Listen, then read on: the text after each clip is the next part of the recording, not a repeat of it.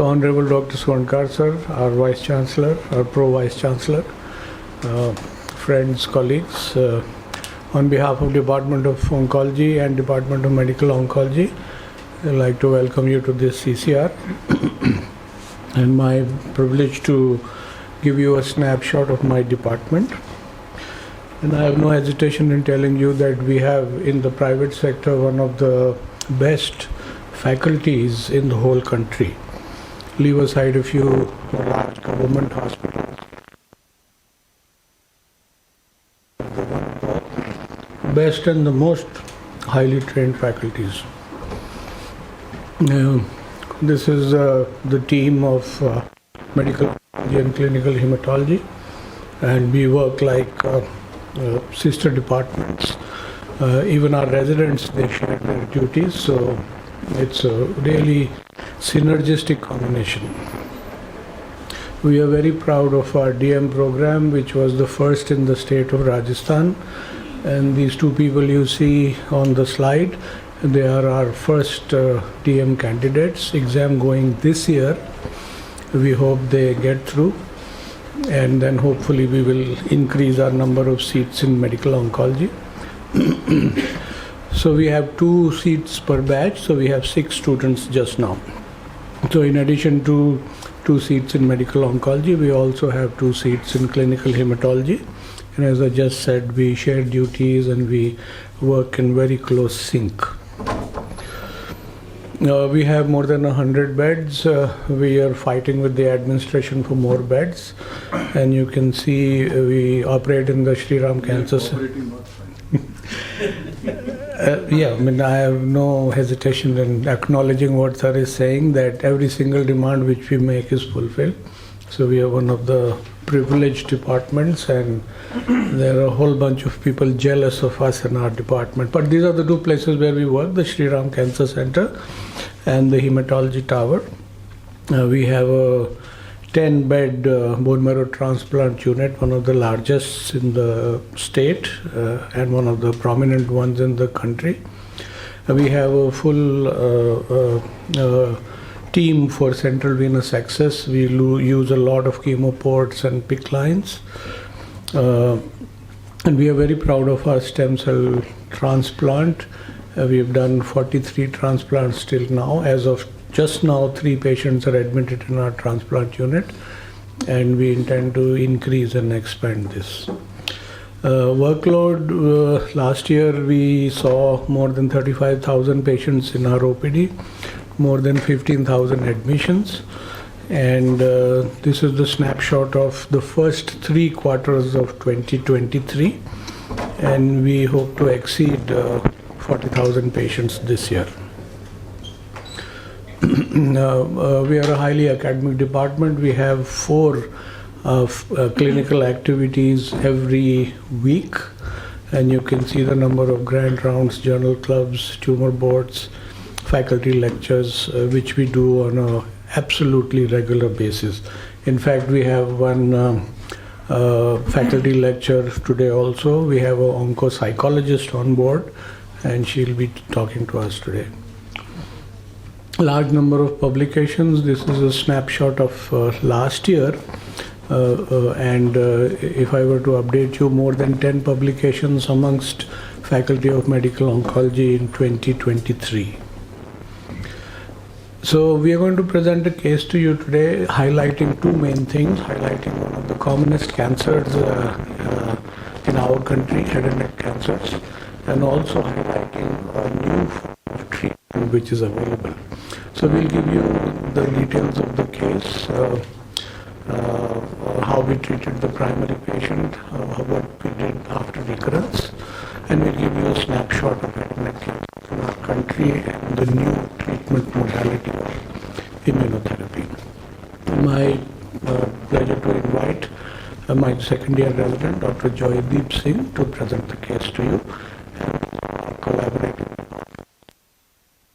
oncology.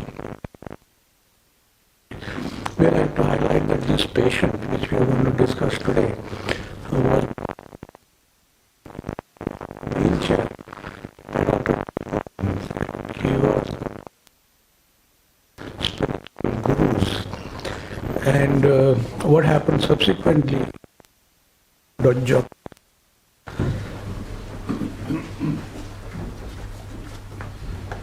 Thank you, sir. Very good morning.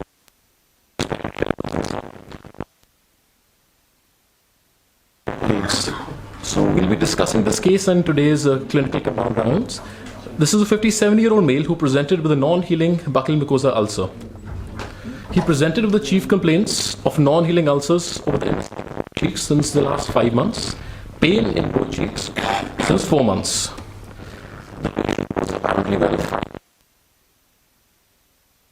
Over the inner side of both his cheeks, which were insidious in onset, gradually they increased in size. They were not associated with any bleeding or any discharge. These ulcers were associated with pain, which was moderate to severe in intensity, to both sides of the jaw, was aggravated on chewing. The patient did have difficulty in eating because of the pain, and the patient did require pain medication for the pain to be relieved. So the patient did not have dental procedure or intervention done in the recent past. No difficulty in opening mouth, difficulty in swallowing, no sharp tooth.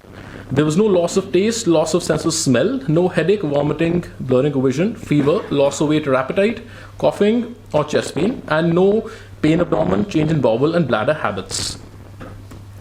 The patient's past history was unremarkable. There was no history of diabetes, hypertension, or any other chronic disorder. The patient did not undergo any surgery or dental procedure, no history of any other chronic illness, and any other prolonged medication. The patient was a tobacco chewer since the last 30 years. The patient used to consume gutka, around 5 to 15 pouches per day. There was no history of any alcohol consumption or drug allergy, and the patient had a vegetarian diet.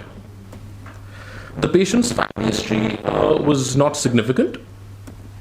So now to summarize this case based on the history that we had taken.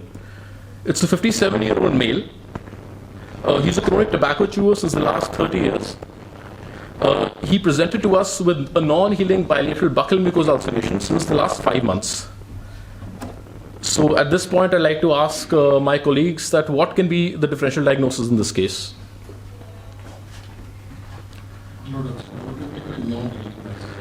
So that the patient had the ulcer for a prolonged period of time.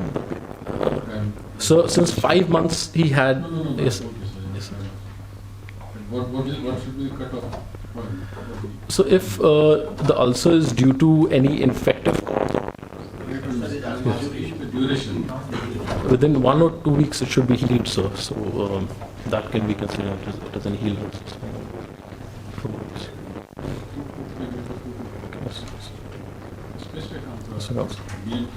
Yes.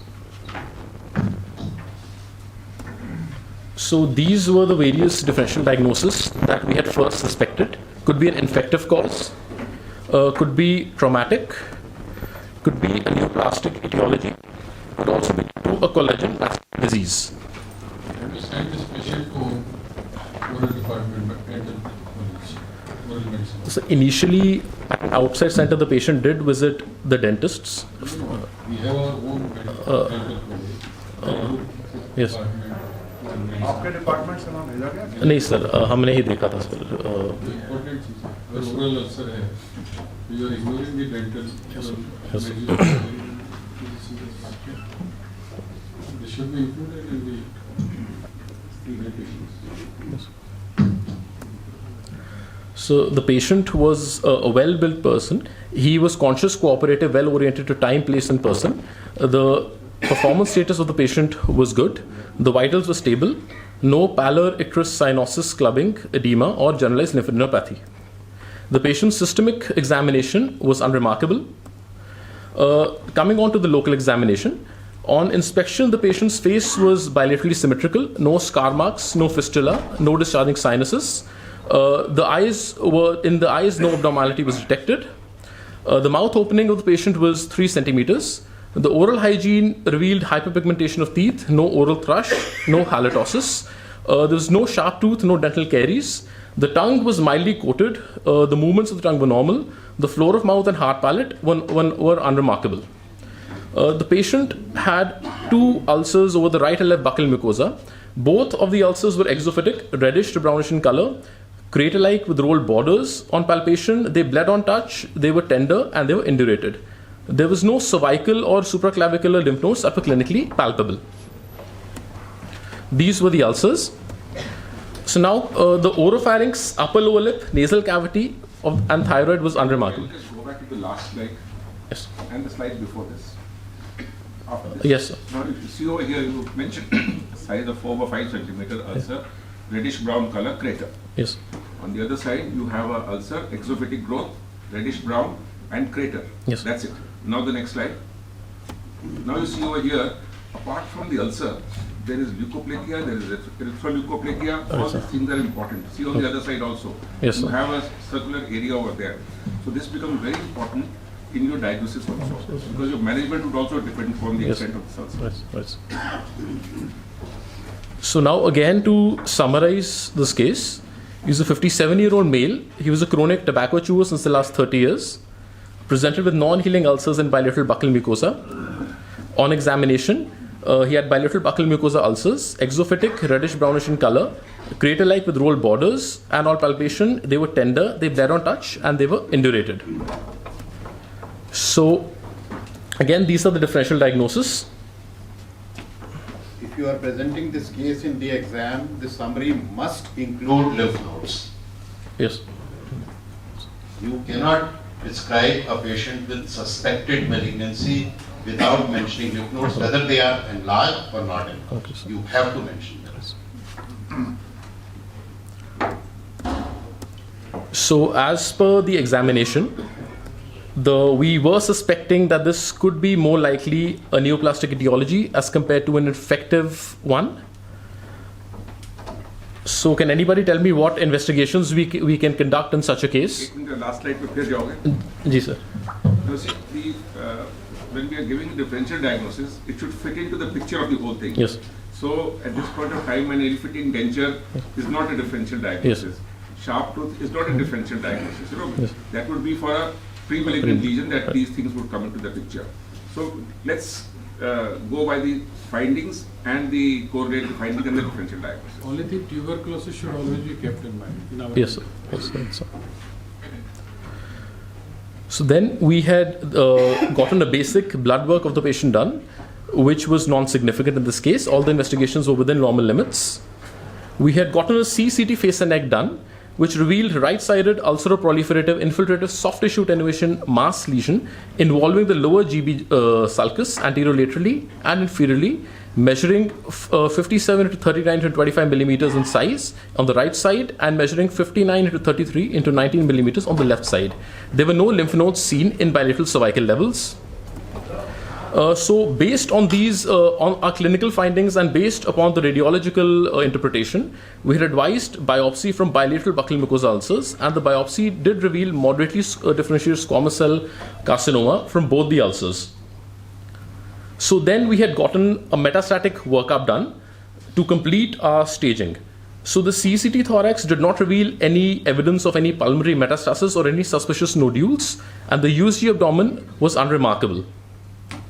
So our final diagnosis was carcinoma buccal mucosa, a moderately differentiated squamous cell carcinoma. It was a multicentric disease, considering the disease was bilateral, a T3N0M0 disease, and it was a stage 3 disease. So in our medical oncology OPDs, all the staging that we do is from the American Joint Committee on Cancer, version 8. So based upon these parameters, the TNM, which is tumor, node, and metastasis, our staging is made. So in our case, the lesion was a T3 disease. There were no nodes which were clinically palpable or which were evident radiologically. So it was an N0 disease. And based upon our metastatic workup, there was no evidence of any distant metastasis. So it was an M0 disease. Therefore, it was a T3N0M0 disease, which was stage 3. So to decide our further course of action, every difficult or slightly interesting case is discussed in a multidisciplinary tumor board, which involves our departments like the surgical oncology department, the radiation oncology department, and in some cases the pain and palliative care department. So this case was also taken up and discussed in the multidisciplinary tumor board. A combined decision was taken to firstly go for a surgical resection. And based upon the post-surgical histopathology report, we would decide whether on giving adjuvant radiation therapy or not, and if to give radiation therapy, to give it with or without concurrent chemotherapy. So now I'd like to call upon my colleague from the Department of Surgical Oncology, Dr. Abhilash, to explain in detail the surgical procedure which was done. Thank you.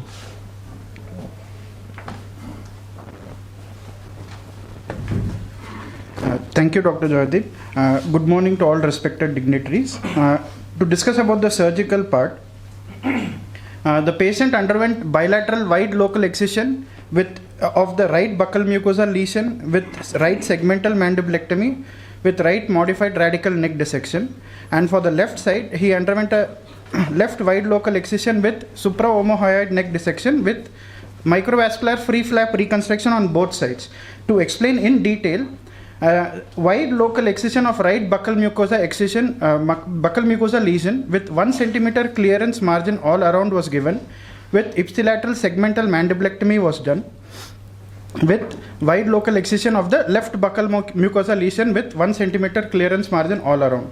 And for the neck dissection part, on the right side, the patient underwent a right modified radical neck dissection type 3, where all lymph nodes with fibrofatty tissues are harvested from level 1A, right 1B, 2A, 2B, 3, 4 and 5, sparing the spinal axillary nerve, internal jugular vein and the sternocleidomastoid muscle. And for the left side, the patient underwent left supraomohyoid neck dissection, where lymph nodes and fibrofatty tissue was harvested from level 1B, 2A, 2B, 3, similarly sparing the spinal axillary, the internal jugular vein and the sternocleidomastoid muscle. The facial vessels were preserved on both sides for microvascular anastomosis. And for the reconstruction part, the patient underwent free fibula osteocutaneous flap reconstruction harvested from the left leg for the right-sided defect, since there was segmental mandibulectomy done. And for the left-sided defect, free radial artery forearm flap was harvested from the left forearm for the left-sided defect, and microvascular anastomosis of the perforator with the facial vessels were done. Sir. Sorry, did the CT show mandibular involvement? There was alveolar involvement, sir. There was alveolar involvement. That is the reason segmental mandibulectomy was done. On the right side? Yes, sir. Why there is a difference in the lymph node dissection on the two sides? Sir, left side may be, as per the guidelines, we do a elective neck dissection for any buccal mucosa cancer because there is a chance of 20 to 44%. Was there a difference in the T stage or N stage on right and left? No, sir. It was T. And why the lymph node dissection was different? Because there was... No, sorry, sir. He is an exam, I mean, he has to go in the exam. So if you are presenting, you yourself should have asked this question to your teachers. Sir, if the T and N stage on both sides is same, why the lymph node dissection is different? Sir, on the left side, there was no significant lymphadenopathy suggestive of... On the right also there were no. He described, Joydeep described that there were no lymph nodes enlarged on either side. A brief outline of the various stations of neck nodes. Level 1A, as we can see, it is bounded by the digastric muscle on both sides and the hyoid bone below. And level 1B is bounded by the anterior and posterior belly of digastric and the mandible above. Level 2A is from the base of skull to the hyoid bone, and it is divided into 2A and 2B by the spinal axillary nerve. Level 3 is roughly from the lower border of the hyoid bone to the cricoid cartilage, and level 4 is from the cricoid cartilage to the clavicle.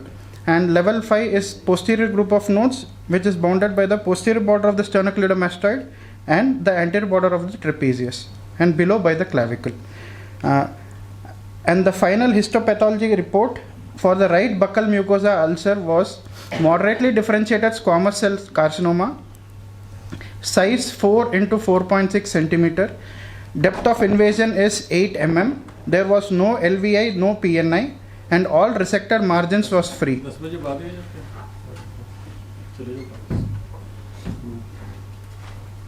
All lymph nodes harvested were negative.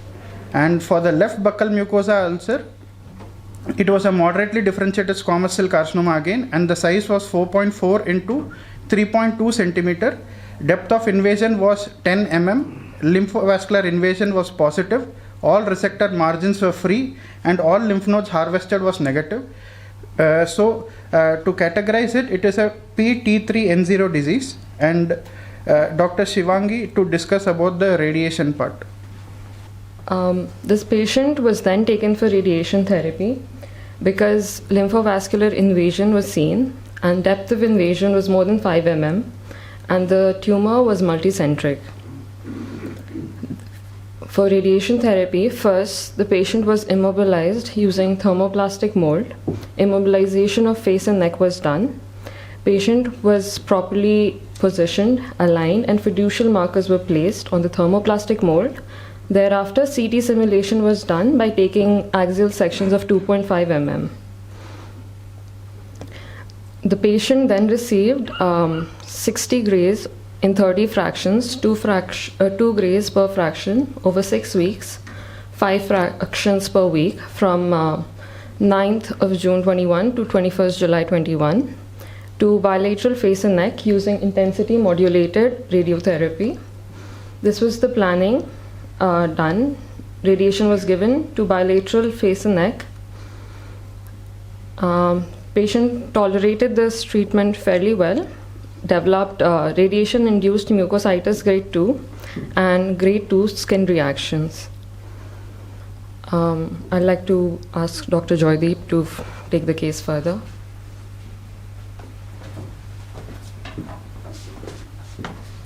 So thank you, Dr. Abhilash and Dr. Shivangi, for giving your inputs. So now I'll be discussing the further follow-up. So when the patient reported to us after completion of his radiation therapy, and 1 to 3 months after completion of his radiation therapy, the patient had no complaints. The patient had subjective pain relief, and even his ability to swallow and had improved, which had occurred due to his radiation reactions and mucositis. The patient also had improved appetite, which had decreased during his radiation therapy. On examination, the patient had healed radiation-induced mucositis, but there was still some skin pigmentation. There was no ulcerations over the bilateral buccal mucosa. There were no clinically palpable cervical lymph nodes or supraclavicular lymph nodes. To summarize, the patient was clinically and subjectively doing well. To get an objective overview of the patient's disease status, we got a CCT face and neck. This was done 3 months post the patient's radiotherapy completion. So in the CCT neck, there were no definite enhancing tissue or mass lesions which were visualized on the right and left buccal mucosa. There were no enlarged cervical lymph nodes. So this is 3 months post the patient's radiation therapy. At this point, the patient was disease-free. The patient after that reported to us in December 21, which is 5 months after completion of the patient's radiation therapy. The patient came to us with a 2 to 3 week history of ulcer over tongue, loss of appetite and weight loss, body ache and fatigue. We had examined the patient. The patient on examination, he had an ulcer over his right lateral border of tongue and floor of mouth, and he also had a soft tissue swelling over the posterior aspect of his right thigh. Considering all of these chief complaints, the patient's ECOG performance status was good. After which in order to rule out any recurrence or any metastasis, we had advised a whole body FDG PET CT scan to discuss the PET scan which we had conducted after 5 months of completion of radiation therapy. I would like to call upon Dr. Gurudas to explain the PET scan. Good morning, respected teachers and my dear colleagues. Myself, Dr. Gurudas Singh from Nuclear Medicine Department.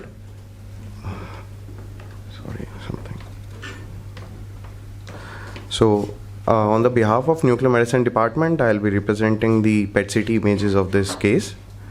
So, this is the maximum intensity projection image of the patient, which the PET CT was done on 15th of December 21.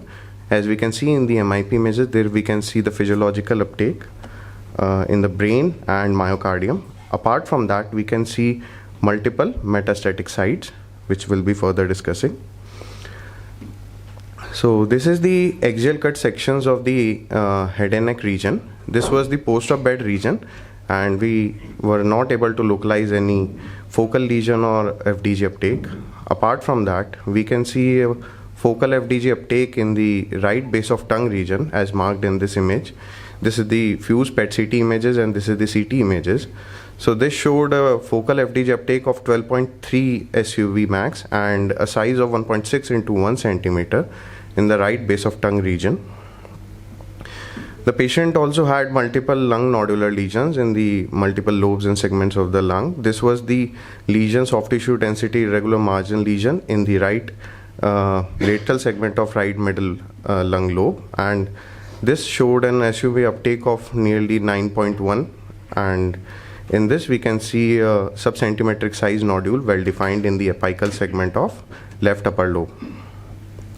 The patient also had multiple soft tissue deposits in the, as we can see, representative images.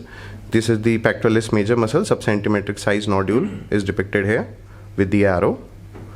And apart from that, representative images of the soft tissue deposit, we can see a big size soft tissue deposit in the right gluteal region with a central necrotic area. It had a SU max of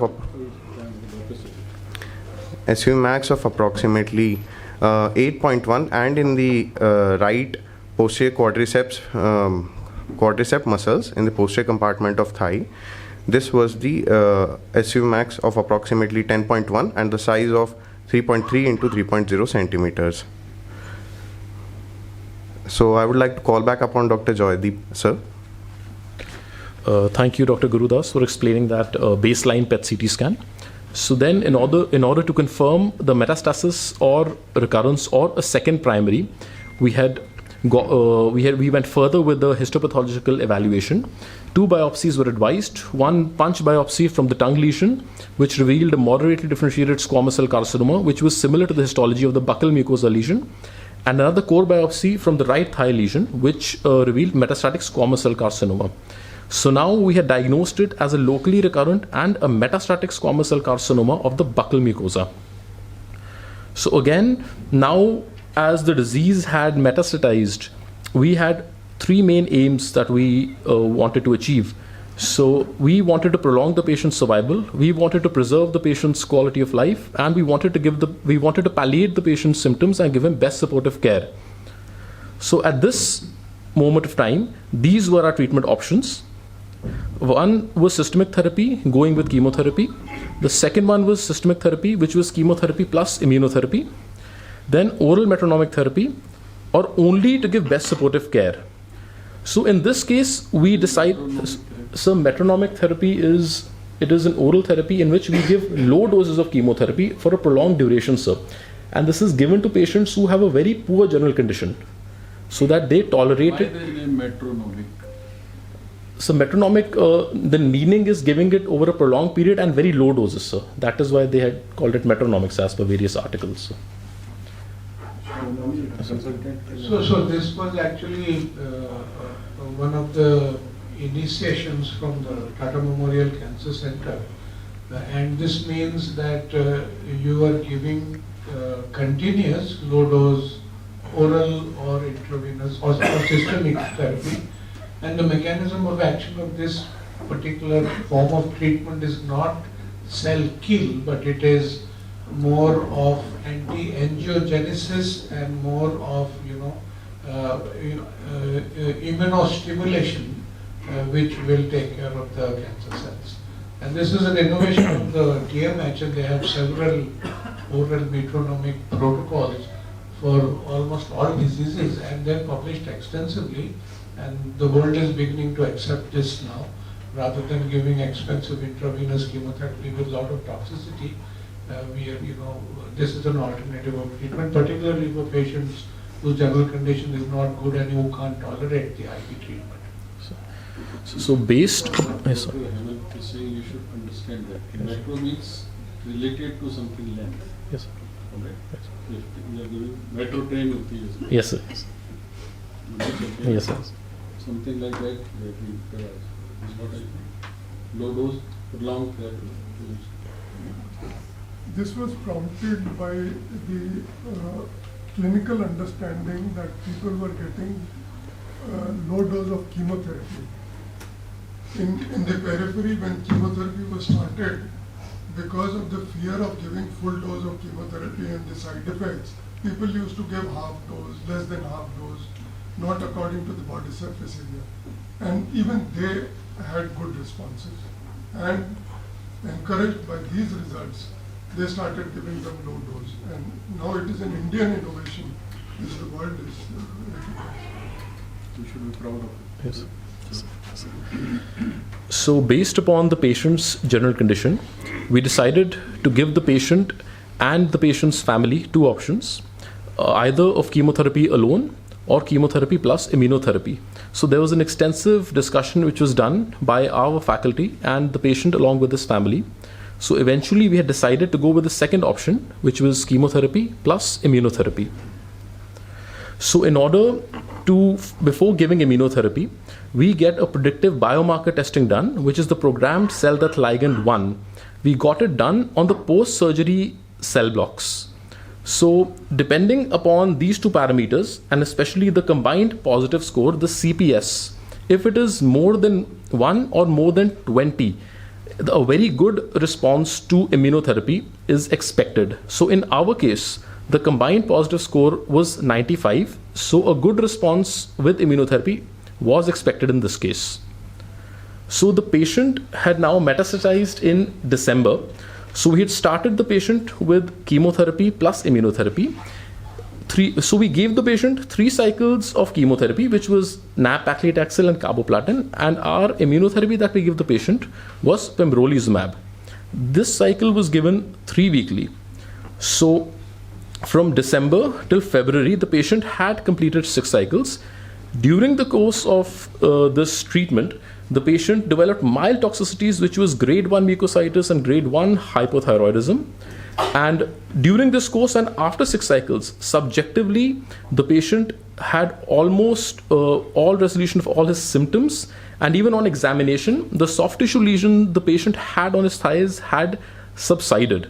So once we completed these 6 cycles, then we had gotten another PET scan done to assess the patient's response, for which I would again like to call upon Dr. Gurudas to explain the second PET scan, which was done after 6 cycles of chemotherapy plus immunotherapy. The chemotherapy for oral cancer is standard, I agree. Yes, sir. But how did you choose? Because there are so many immunotherapeutic agents. Right, sir. How is an immunotherapeutic agent chosen? Is it based on markers? So immunotherapeutic agent in a metastatic recurrent head and neck cancer, sir, it is based on various trials.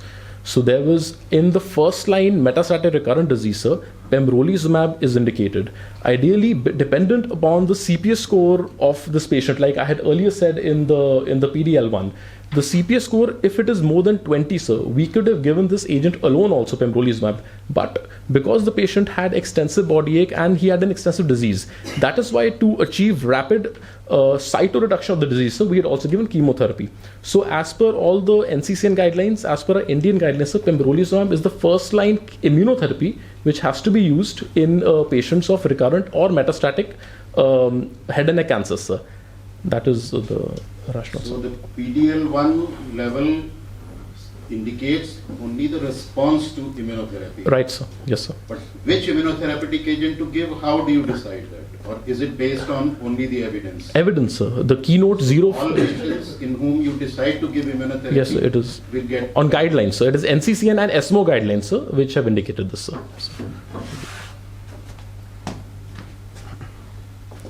Thank you, Joydeep, sir. So the patient again underwent a whole body PET CT scan, and as we can see in the response evaluation images, we can see a significant decrease in the metastatic sites and a decrease in the FDG uptake and size of the lesion was observed. So as we can see, the lesion which was seen in the right base of tongue region was significant decrease in the FDG uptake and size was seen. We can also see the lung metastatic lesion which was there in the right middle lung. It also decreased significantly in the size and FDG uptake, and other nodules were also decreased and some of them were near complete resolution was seen. In the posterior compartment of thigh, this lesion showed significant decrease in the FDG uptake and size of the lesion. So the partial response was given to the patient. For the further course, I would like to call back upon Dr. Joydeep, sir. So this is how whenever you want to show any change, any response, you must always show both images in the same side, the pre and post. Good. Thank you, Dr. Gurudas. So as Dr. Gurudas had just shown us the response evaluation PET CT scan, which had shown us near complete response in some lesions and a complete response in some lesions. So this was our course of action. So after giving 6 cycles of chemotherapy plus immunotherapy, which were completed in February of the year 2022, there was excellent subjective and objective response, which is evident through the patient's subsiding of clinical symptoms and the PET CT scan. Thereby, more than 6 cycles of chemotherapy could not be continued due to toxicities. Therefore, the pembrolizumab was continued. So this is the further course of all the MIP images. So this was, as we can see, the PET scan which was done in December shows a metastatic disease. Post 6 cycles of chemo plus immunotherapy in February. Yes, sir. Yes, sir. So as we can see, as we had continued the course of pembrolizumab, all the lesions of the patient in these images have subsided. Similarly, these are the other images that I'm showing. As you can see, the lung lesion in the slides which are on top and the thigh lesion, they have totally subsided after 22 cycles of pembrolizumab. So this is the treatment timeline of the patient. Diagnosed in April year 2021 as a case of bilateral multicentric buccal mucosa stage 3. Surgery along with adjuvant chemotherapy was the first line curative therapy, which was completed in July of the year 2021. After 5 months, the patient developed a metastatic disease for which we had given chemotherapy plus immunotherapy, then continued with immunotherapy. And now, since December 21 until November 23, and even till today, the patient is disease-free, and the disease-free survival is more than 23 months. So this is an extraordinary response to immunotherapy in this case, in a case of metastatic buccal mucosa. So this was our case summary. A 57-year male, carcinoma bilateral buccal mucosa stage 3, first-line treatment with surgery followed by adjuvant radiation therapy, developed metastatic disease after 5 months, treated with immunotherapy plus chemotherapy. Extraordinary response, maintenance immunotherapy continued. The patient is disease-free for more than 23 plus months. Now I'd like to call upon Dr. Lalit Mohan Sharma, sir, to please give us another brief overview on head and neck cancer, sir. So good morning to all teachers, respected chairpersons, respected VC sir, Pro VC sir. We have seen a very common cancer and extraordinary response with immunotherapy, and I'll be briefly touching upon some part on the tobacco related cancer because that is one of the commonest cancer we see in India and in low and middle income countries. And we can see the tobacco related cancer, lung and mouth cancer. The prediction is that in next 3-4 years, the numbers will be further rising by 15 to 20%. Even the global tobacco survey, they suggest that there is declining trend of the tobacco consumption, but still we see more and more number of cases, head neck cancer, lung cancer on rapid rise. In India and in other LMICs, low middle income countries, most patients do present in a locally advanced stage where multimodality treatment is needed. So 70% around patients, they present in stage 3 or stage 4. Treatment becomes difficult. Most of them, they do have a recurrence within very short period of time. We see the tobacco indicator. This is global adult tobacco survey. It suggests that the current tobacco users in Rajasthan is close to 40%. So this is very high number, and this becomes responsibility of all of us to make the society aware about the tobacco hazards and to prevent this important culprit for cancer as well as the cardiac deaths. We see the multimodality treatment is being used in majority of the patient. This is the oral cancer chart which suggests if patient comes with recurrent metastatic disease, which is very common, if the disease-free interval is less than 6 months, the overall outcome is very poor and most patients do survive for few months only. And for these patients, the immunotherapy along with the oral chemotherapy, maybe triple oral metronomic therapy or intravenous chemotherapy is needed. If the gap is higher, then we have other options available. These are the patient-related factor and disease-related factor. When we consider any recurrent and or metastatic head neck cancer patient, and especially we can see that the less than the duration between the last treatment and the outcome is worse if it is less than 6 months. These are the care of cancer patients. Systemic therapy, we can see the immunotherapy is the new block in the cancer care.